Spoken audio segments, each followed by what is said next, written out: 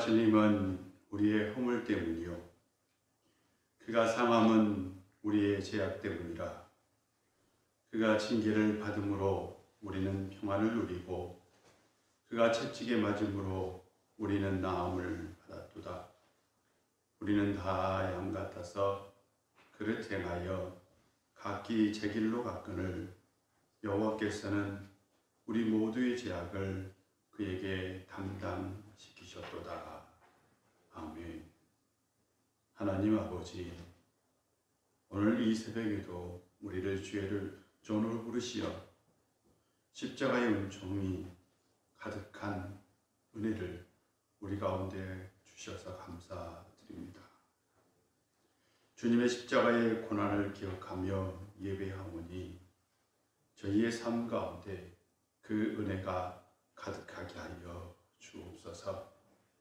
주님의 그 고난의 사건이 우리에게는 우리의 인생을, 우리의 삶을 회복시키는 사건 되게 하여 주시옵소서.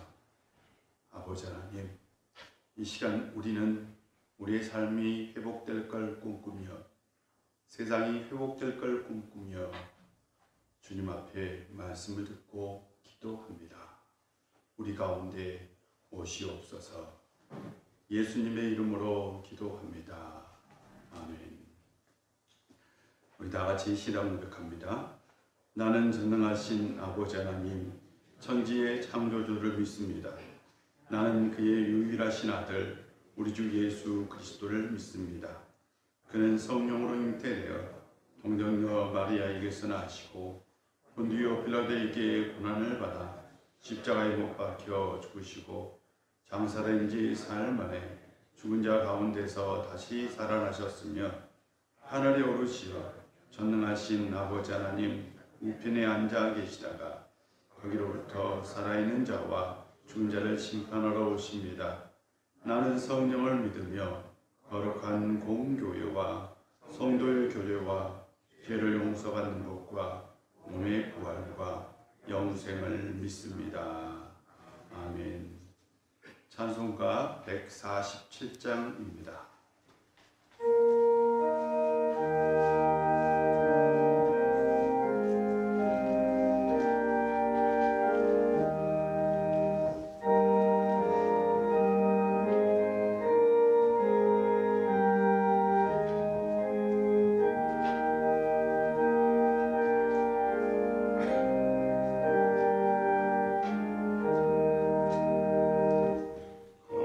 거기나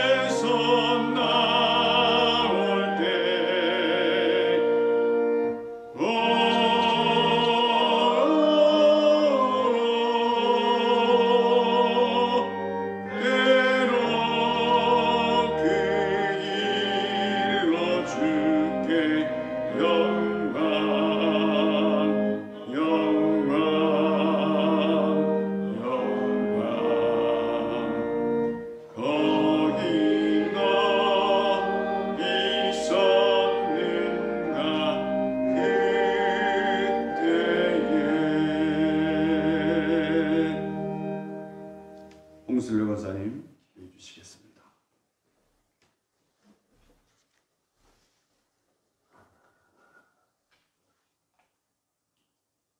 우리를 구원하시려고 이 땅에 예수 그리스도를 보내주신 하나님, 어려운 상황 속에서도 우리를 눈동자같이 지켜주셨다가 고난주간 특별 새벽기도로 예배드리게 하시니 더욱 감사합니다.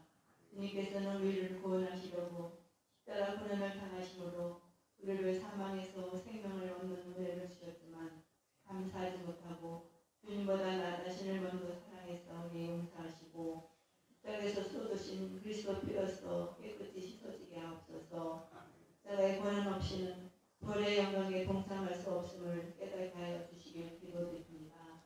복합을 깨어 예수님 죽음을 준비했던 마리아처럼 온전하고 순전한 마음으로 예배드리게 하시며 그리스도 십자가를 깊이 묵상하게 하옵소서. 코로나 바이러스를 통해 하나님을 바라보며 나태한 믿음과 저희 삶들의 잘못된 부분들을 깊이 생각하며 회개하게 하시니 감사합니다. 코로나 바이러스가 빨리 종식되게 하시며 힘든 자들을 위로해 주시고 온 국민이 서로 협력하여 함께 위기를 잘 극복할 수 있도록 힘주시옵소서. 그래서 이전보다 더욱 예수님 안에서 나라와 교회와 가정이 아름답게 든든히 세워지는 축복이 있기를 간절히 기도드립니다. 안에 세우신 목사님 영육의 강건함과 성령 충만케 하시며 원하시는 귀한 말씀에 은혜 주시고 우리 모두 우리를 위해 십자가에서 돌아가신 예수님 뜻을 이루며 하늘의 소망 안에서 늘 기뻐하며 감사하며 하나님의 삶을 살기를 간절히 기도드립니다. 감사하며 날 구원하신 예수 그리스도 이름으로 기도드립니다. 아멘.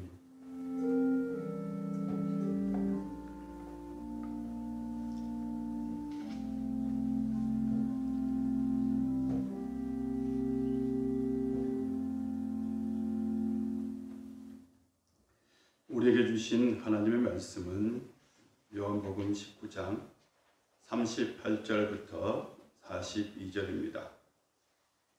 38절부터 42절입니다. 우리 한 절씩 교독하도록 하겠습니다. 38절부터 42절입니다. 아리마대 사람 요셉은 예수의 제자이나 유대인이 두려워 그것을 숨기더니 2일 후에 빌라도에게 예수의 시체를 가져가기를 구하매 빌라도가 허락하는지라. 이에 가서 예수의 시체를 가져가니라.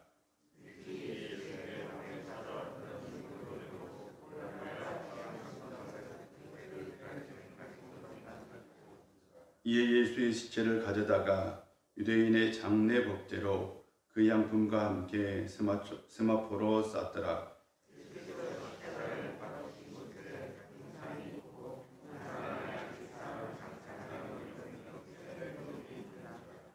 다 같이 읽겠습니다. 이날은 유대인의 준비일이요 또 무덤이 가까운 곳으로 예수를 거기 두니라. 아멘.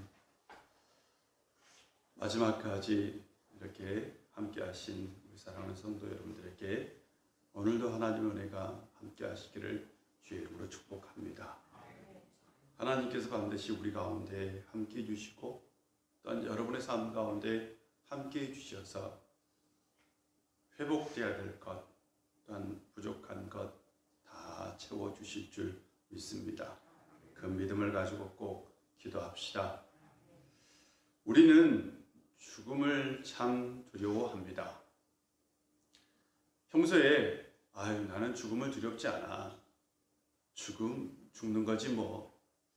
나는 하나님 나라에 가면 참 좋겠어 라고 말하는 사람도 실상 죽습니다 라고 말하면 굉장히 두려워합니다.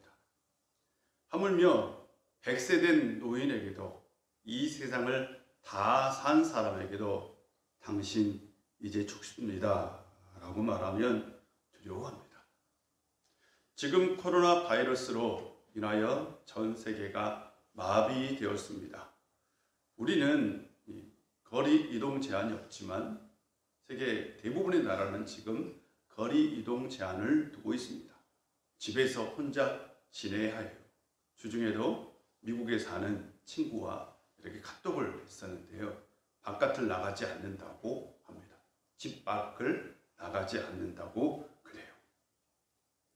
코로나 바이러스 때문에 이렇게 경제가 마비되고 또한 사회적 거리를 두고 만나고 싶은 사람을 만나지 못하는 이런 상황이 된 것, 이것도 실은 죽을까봐, 걸리면 죽을까봐 그런 두려움이 다 있는 거죠. 인간은 본디 이 외로움을 싫어하는 동물입니다. 혼자 있는 걸 싫어해요.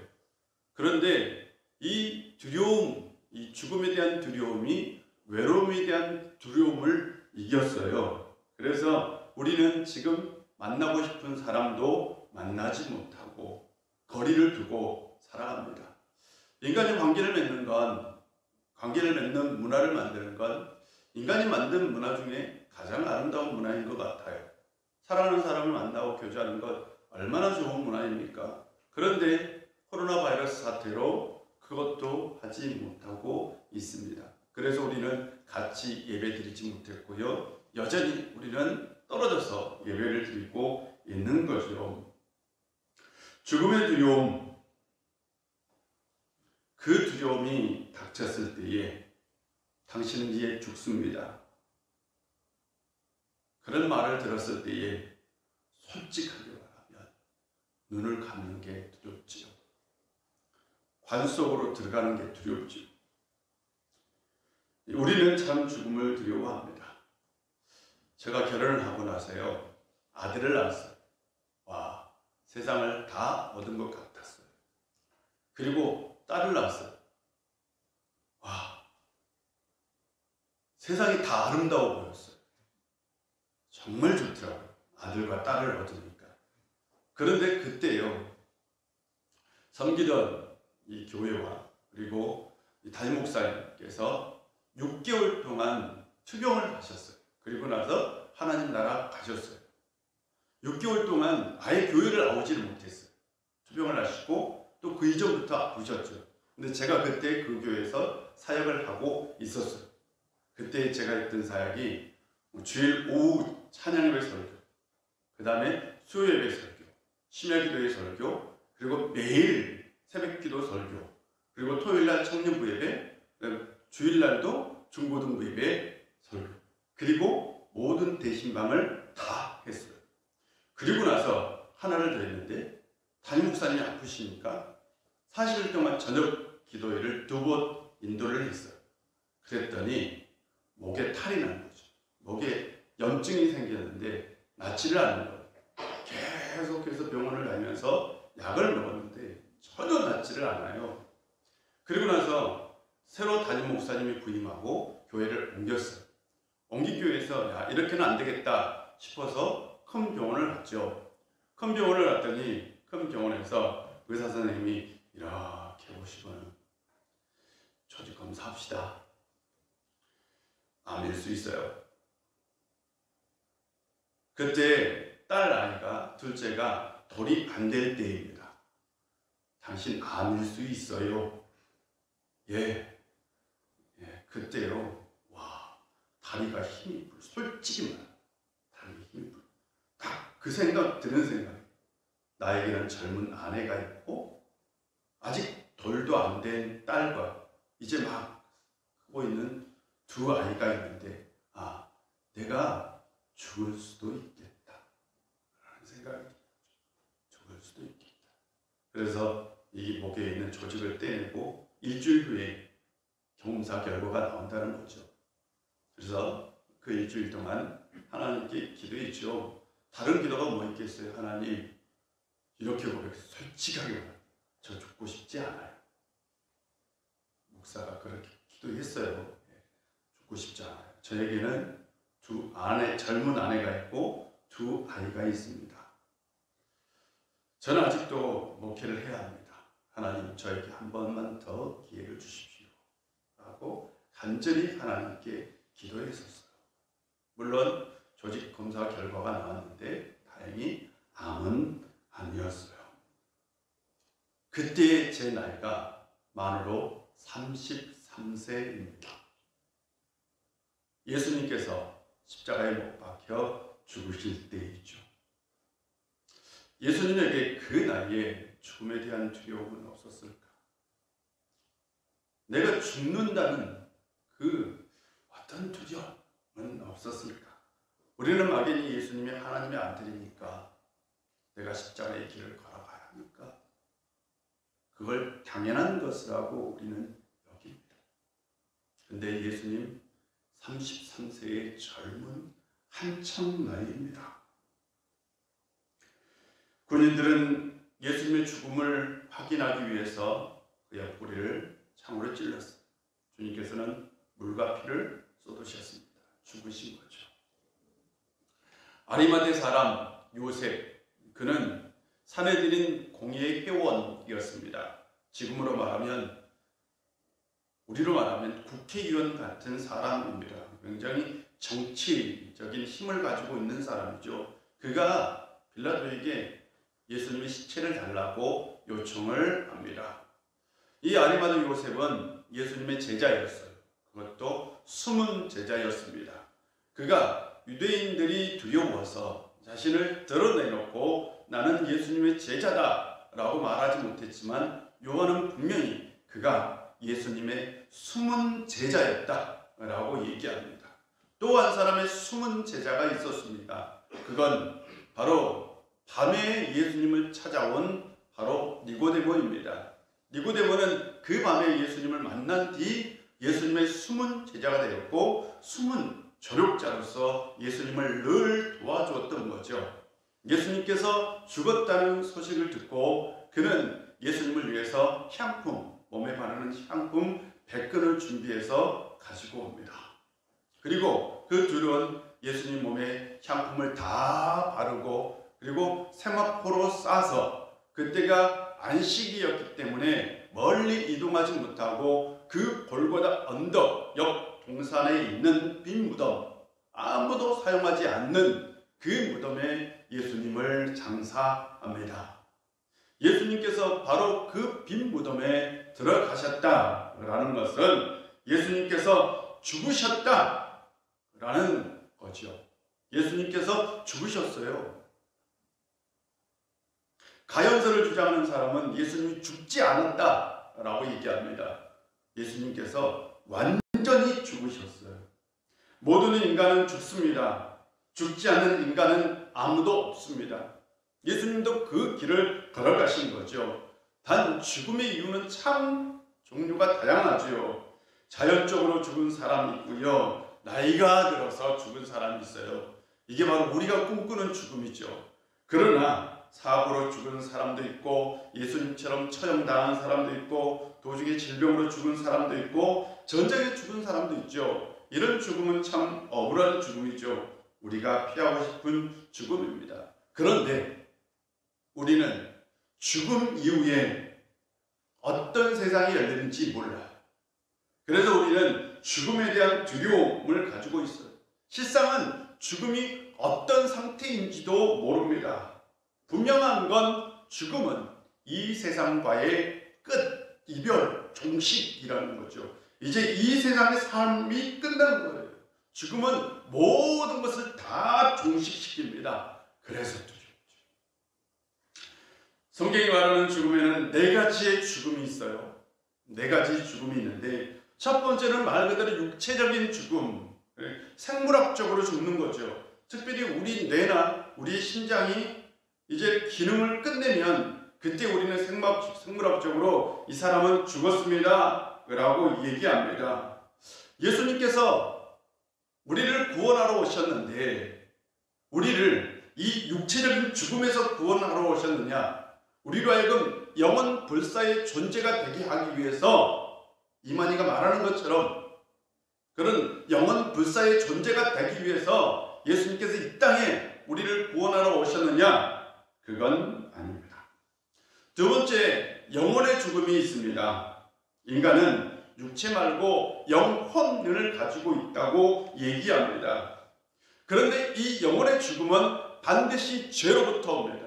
죄를 지으면 우리는 원죄를 가지고 있고 또한 그 이후에 죄를 가지고 있기 때문에 우리는 이 죄 때문에 우리의 육체가 죽는 것이 아니라 우리의 영혼이 죽는다라고 얘기합니다. 예수님께서 바로 이 죄로부터 우리를 구원하기 위해서, 우리를 이 영혼의 죽음으로부터 건지기 위해서 이 세상에 오셨다라는 것을 우리는 믿습니다. 세 번째 죽음이 있어요. 전혀 우리가 피부로 느끼지 못하는 죽음이죠. 이 죽음은 아직 우리에게 임한 죽음도 아닙니다. 죽은 사람에게 임한 죽음도 아닙니다. 예수님께서 다시 오실 것이다 라고 얘기하죠. 다시 오실 때에 심판이 있는데 그 심판을 통해서 영원한 죽음 속으로 들어갈 사람과 그렇지 않을 사람을 나눌 것이다 라고 얘기하죠. 그건 우리가 정확히 무엇인지는 모릅니다. 그런데 예수님께서 다시 오실 때에 완전한 영원한 죽음이 있다라고 얘기합니다. 그걸 성경은 둘째 사망이라고 표현합니다. 예수님께서 다시 오실 때에 반드시 심판이 있을 것이고 동시에 둘째 사망이 있을 것이다 라고 얘기합니다. 그리고 나서 네 번째 죽음이 있네요. 네 번째 죽음은 우리에게 중요합니다. 이걸 이렇게 표현할 수 있습니다. 인생의 죽음, 삶의 죽음이라고 표현할 수 있습니다. 현대를 살아가는 우리에게 인생이 주어졌고요, 삶이 주어졌어요. 이 삶은 다양한 얼굴을 하고 있죠. 삶에도 수많은 종류가 있습니다. 그래서 이것이 인생이고 이것이 삶이다 라고 말할 때에 아마 1억 명의 인구가 그것을 경험한다면 삶의 종류도 이렇겠죠. 정말 다양합니다. 그래서 이것이 인생이다 라고 정의할 수는 없어요. 그러나 분명한 건 우리의 삶이 불완전하다. 우리는 완전한 삶을 살고 있지는 않습니다. 신기하죠. 삶은 아이러니입니다. 삶은 고통 가운데 지어진 집 같아요. 이 세상을 살면서 고통을 당하지 않는 사람은 없습니다. 또한 완전한 삶을 사는 사람도 없습니다. 우리는 사랑하면서도 고통을 느끼자. 진정한 사랑은 고통 위에 피는 꽃과 같잖아요. 우리는 삶을 살면서 행복을 추구합니다. 그러면서도 우리는 아프고 고통스럽고 슬픔을 경험합니다. 참 그래서 삶은 복잡하죠. 이 복잡한 삶을 살면서 어떤 사람은 죽은 사람과 같은 삶을 사는 사람이 있죠. 그것이 우리는 보통 삶이 죽었다, 인생이 죽었다. 분명히 육체적으로 살아있지만 실제로 죽은 것과 같은 삶을 사는 사람이 있어요. 예수님의 구원은 단순히 영혼의 구원만을 위해서 이 세상에 오신 것이 아니라 우리의 인생 구원, 삶의 구원을 위해서도 오셨습니다. 예수님은 우리를 회복시키려고 십자가에서 죽으셨는데 그 회복은 영혼의 회복뿐만 아니라 우리의 인생의 회복도 달려있는 거죠. 그래서 영혼의 구원과 삶의 구원은 분명히 다르지만 동시에 일어나고 동시성을 가지고 있습니다. 우리의 영혼의 구원이 이루어졌다면 삶의 변화, 회심의 역사가 반드시 일어나는 거죠. 만약 우리가 예수 그리스도를 통해서 구원을 얻었다라고 고백하는데 전혀 삶의 변화가 없다, 인생의 변화가 없다, 그건 정말 구원을 경험했는지 생각해 볼 문제입니다. 예수 그리스도의 십자가의 사건, 그건 우리의 삶의 회복을 위한 예수님의 십자가의 죽음이었습니다. 어떤 여자가 남편에게 간 이식 수술을 받았어요. 남편이 간을 준 거죠, 간을. 그런데 이 남편이 나중에 수술이 끝나고, 간 이식 수술이 끝나고 나서야 남편이 바람을 피웠다는 걸 알았어요. 이 여인이 생각하기를 남편이 자신에게 너무나 미안해서 간을 떼어주었다는 거죠. 그래서 이 담당 의사에게 이 간 부작용이 생기는 약을 먹지 않겠다. 나는 남편의 간호로 살고 싶지 않다라고 얘기합니다. 차라리 내가 죽겠다라고 얘기를 하는 거죠. 그래서 약 먹기를 거부합니다. 의사 선생님이 진료가 다 끝나고 난 다음에 그냥 평상복을 입고 퇴근 시간이죠. 이병실을 다시 찾아옵니다. 그리고 나서 앉아서 이 아이에게 이렇게 얘기합니다. 남편분과 이혼하세요. 그리고 이제 자신을 위해서 사세요 라고 얘기합니다. 그때까지만 해도 들은 척도 안 합니다. 그때 의사가 이렇게 얘기합니다. 저에게 아이가 있는데요. 저도 이혼했습니다. 아내가 친구와 바람이 나서 제가 이혼하게 되었습니다. 그때는 너무나 고통스럽고 아팠습니다. 내가 너무나 억울했습니다. 그런데 곰곰이 생각해 보니까 시간이 너무 아깝더라고요. 내가 인생을 살기에 시간이 너무 아깝더라고요. 이제 자신을 위해서 사십시오. 자신을 위해서 시간을 아끼십시오. 그러자 그 여인이 물을 달라고. 그래서 약을 먹죠. 여인은 그 순간 의사의 얘기를 듣고 다시 살아나는 거죠. 그 여인은 육체의 죽음에서 다시 살아났을 뿐만 아니라 삶의 죽음에서도 다시 살아난 거죠. 이 세상에 아픔이 없는 사람이 어디에 있겠습니까? 이 세상에 고통이 없는 사람이 어디에 있겠습니까? 이 세상에 상처가 없는 사람이 어디에 있겠습니까? 우리는 다 상처와 아픔과 고통을 가지고 삽니다. 그런데 때로는 그 상처와 아픔과 고통에 매몰되어서 죽은 인생과 같은 삶을 사는 사람이 있습니다. 그냥 그 아픔과 상처에 매달려서 남은 시간을 그냥 그것에 허비해버린 사람이 있습니다. 시간이 너무 아깝지 않아요? 보다 더 나은 미래를 위해서 우리는 우리 자신을 위해서 살아야 합니다. 왜? 예수님께서 그런 나를 위해서, 상처받은 나를 위해서, 고통 가운데 있는 나를 위해서, 이 세상에서 발버둥치며 사는 나를 위해서, 나를 회복시키기 위해서 십자가에서 죽으시고 그 생명을 우리에게 내어주셨습니다. 우리가 만약 이 세상 속에서 우리에게 주어진 인생 그것을 헛되게 살아간다면, 허비한다면 예수님의 십자가의 죽음도 헛된 죽음이 될 겁니다. 우리에게 십자가의 고난의 의미는 무엇일까요? 그건 우리가 우리의 자신을 진정으로 사랑하는 거지요. 우리의 주변에 있는 사람을 진정으로 사랑하는 거죠. 시간을 아끼지 않고 나 자신을 돌보는 거죠.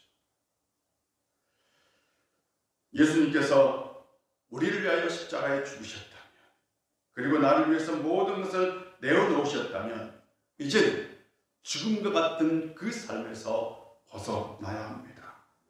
그런 삶을 살아서는 안 됩니다. 진정 십자가의 고난을 가슴에 새긴다면 여러분 자신을 위해서, 그리고 여러분을 사랑하는 사람을 위해서, 그리고 여러분의 사랑을 필요하는 사람을 위해서 사랑하며 살아가는 성도님들 되시기를 바랍니다. 기도하겠습니다. 아버지 하나님, 오늘 우리 가운데 함께 해주시고 은혜 주셔서 감사드립니다. 주님께서 십자가에서 그 죽음의 두려움을 이기시고 죽으셨습니다. 그건 우리를 구원하기 위해서입니다. 우리의 영혼의 구원뿐만 아니라 우리의 인생을 구원하기 위해서 십자가에 죽으신 줄 믿습니다. 아버지 하나님, 지금도 죽은 것과 같은 삶을 살고 있는 사람이 있다면 하나님께서 이 시간 그에게 십자가의 은혜를 주셔서 그 인생이 다시 회복되는 역사에 있게 하여 주시옵소서.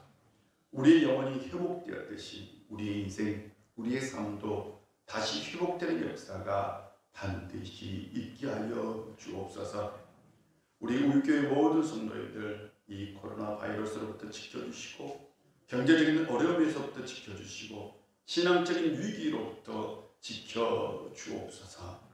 아버지 하나님, 우리가 주 안에서 먼저 이 주님께서 우리를 위해서 십자가를 지셨고 우리를 위해서 죽으셨다는 그 은혜 가운데 그것만 기억하며 살아갈 수 있는 저희들 되게 하여 주옵소서. 예수님의 이름으로 기도합니다. 아멘. 먼저 광고를 하겠어요. 광고하는데 내일이 우리가 부활절 예배로 드립니다. 부활절 예배로 드릴 때에 당연히 부활절 새벽 기도회도 있습니다. 그리고 내일 예배는 똑같습니다. 1부, 2부, 3부 예배로 드립니다. 1부, 2부, 3부 예배 드릴 때에 3부 예배 때 많이 나오시는데 우리가 아마 의자에 다시 다 붙이려고 해요. 붙이려고 하는데 사회적 거리 두기는 계속 좀 실행해야 돼서요. 그래서 1부, 2부 예배 시간이 되시면 그때 좀 많이 참여해 주셨으면 좋겠습니다. 꼭 기억해 주시길 바랍니다. 우리 다 같이 주기도문합니다. 하늘에 계신 우리 아버지, 아버지의 이름을 거룩하게 하시며 아버지의 나라가 오게 하시며 아버지의 뜻이 하늘에서와 같이 땅에서도 이루어지게 하소서. 오늘 우리에게 일용할 양식을 주시고 우리가 우리에게 잘못한 사람을 용서해 준 것 같이 우리 죄를 용서하여 주시고 우리를 시험에 빠지지 않게 하시고 악에서 구하소서. 나라와 권능과 영광이 영원히 아버지의 것입니다. 아멘. 이 시간 우리 다 같이 기도합니다. 우리 자신을 위해서 주님의 십자가의 고난을 묵상하며 우리에게 십자가의 은혜를 주옵소서라고 기도합시다.